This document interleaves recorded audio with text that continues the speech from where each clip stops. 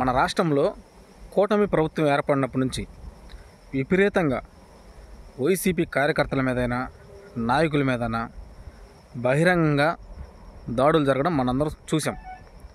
కానీ ఇప్పుడున్న పరిస్థితులు కానీ చూస్తే ఎక్కడైనా సరే కూటమి నేతలు వైసీపీ నేతల మీదకి దాడికి కానీ వెళ్తే కూటమి నేతలు ఏ విధంగా అయితే వాళ్ళని దెబ్బ కొట్టాలని చూస్తున్నారో అంతకి రెండింతలు కూటమి నేతలను దెబ్బ కొట్టడానికి వైసీపీ నేతలు సిద్ధంగా ఉన్నారు. ఎందుకు చెప్తానంటే జగన్మోహన్ రెడ్డి రోజు తాడేపల్లిలో ముఖ్య నాయకులతోటి ఆయన సమావేశాలు జరుగుతున్నాయి ప్రతిరోజు.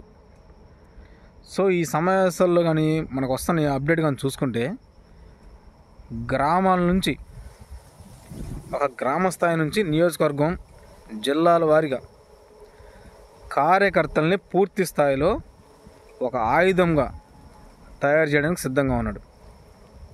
కూటమి నేతలు ఇద్దరు వచ్చినా సరే మనోడు ఒక్కడే ఎదుర్కోవాలి. లేదు మన నియోజకవర్గం పరిధిలో కూటమి నేతలు మన వాళ్ళ మీద 10 కేసులు కానీ పెడితే మనం 15 కేసులు పెట్టాలి.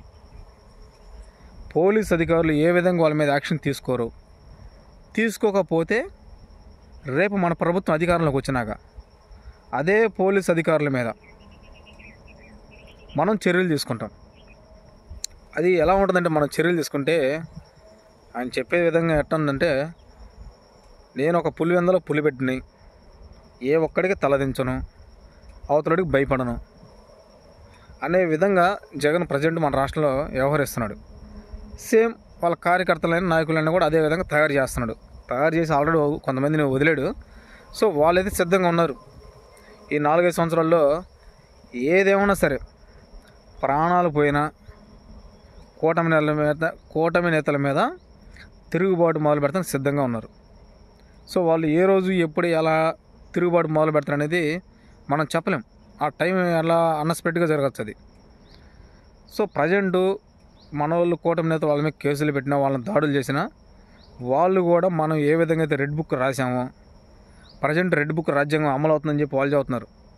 సో అదేవిధంగా వాళ్ళు కూడా ఒక బుక్ మెయింటైన్ చేసుకొని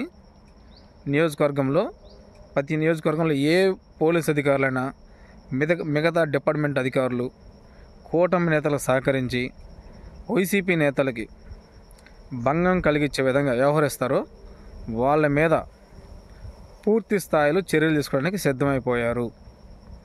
ఒక ఎగ్జాంపుల్ చెప్పాలంటే సోషల్ మీడియాలో ఒక అతను జగన్మోహన్ రెడ్డి 5 అని చెప్పి రెచ్చిపోయి వల్గర్ లాంగ్వేజ్ వేస్తే తిట్టడం జరిగింది. నెక్స్ట్ డే అతను ఎక్కడున్నాడో ఎత్తుక్కుంటూ వెళ్ళి బీర్ బాటిల్ తోటి అతను తల పగలగొట్టడం జరిగింది. సో అతను వల్గర్ లాంగ్వేజ్ తిట్టడం వాస్తవం చెప్పాలంటే తప్పది. అతను ఏ వ్యక్తినైనా సరే ఒక స్థాయిలో ఉన్నప్పుడు మనం ఇది విమర్శించాలి, కానీ వల్గర్ లాంగ్వేజ్ తిట్టకూడదు. నెక్స్ట్ ఒక 20 years ఉంటే ఆ కుర్రోడికి, ఆ కుర్రోడు కూడా ఇదే విధంగా సోషల్ మీడియాలో జగన్మోహన్ మీద పోస్టులు పెట్టి తిట్టడం జరిగింది. వెంటనే వైసీపీ సోషల్ మీడియాకి చెందిన వ్యక్తులు ఆ వ్యక్తి దగ్గరికి వెళ్ళి ఆ వ్యక్తిని కొట్టి ఒక వీడియో రిలీజ్ చేసి జగన్మోహన్ రెడ్డి గారికి ఆ వ్యక్తి ద్వారా సారీ చెప్పించడం జరిగింది. ఎవరైతే వైసీపీ పార్టీకి చెందిన జగన్మోహన్ రెడ్డిని సోషల్ మీడియాలో విమర్శిస్తున్నారో 24 hours అవతల విమర్శించిన వ్యక్తి వాడు ఏ స్థాయిలో ఉన్నా ఎక్కడున్నా సరే వాడి మీద యాక్షన్ తీసుకుంటున్నారు. సో దీన్ని బట్టి మీరు ఆలోచించాలా వైసీపీ పార్టీ ఎంత స్పీడ్గా వ్యవహరిస్తుంది అనేది. కూటమి నేతలు తగ్గుతున్నారు, వైసీపీ నేతలు రెచ్చిపోతున్నారు. కూటమి ప్రభుత్వం వచ్చిన ఒక 2-3 నెలల్లోనే వైసీపీ నేతల మీద దాడులు జరిగినాయి. కానీ ఇప్పుడు కానీ చూస్తే ఎక్కడ పెట్టినా సరే రివర్స్ కూటమి నేతల మీద వైసీపీ నేతలు దాడులు చేస్తున్నారు. దీన్ని బట్టి ఆలోచించుకోండి వైసీపీ నేతలు ఎంత బలంగా వ్యవహరిస్తున్నారు మన రాష్ట్రంలో అనేది ఒకసారి ఆలోచించండి. సో ఏదేమన్నా సోషల్ మీడియాలో అయినా అవతల పార్టీ వాళ్ళ మీద అయినా ఎవరి మీద సరే మనం దాడులు చేసేటప్పుడు ఒకసారి ఆలోచించుకొని ఈరోజు మనం దాడి చేస్తే రేపు మన పరిస్థితి ఏంది, మనకే పరిస్థితి పట్టిద్ది, మనం ఎలా ఉంటాము, మన వెనక ఎవరు ఉంటారు, మనకు సపోర్ట్ చేసేది ఎవరు అనేది ఆలోచించుకొని మనం తీసుకునే నిర్ణయం పర్ఫెక్ట్గా ఉండాలి. Okay, thank you.